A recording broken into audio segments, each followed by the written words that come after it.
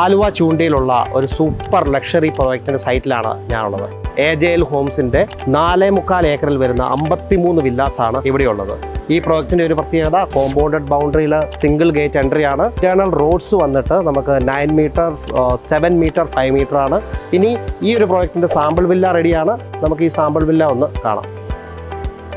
ഇത് 2900 square feet വരുന്ന ഒരു 3 BHK ആണ്. ഇതിൻ്റെ ഒരു ഡിസൈൻ്റെ പ്രത്യേകത ആർക്കിടെക്ട് PC മാത്യു ആയതുകൊണ്ട് തന്നെ സ്പേസിനെ കംപ്ലീറ്റ് യൂട്ടിലൈസ് ചെയ്തിട്ടുണ്ട്.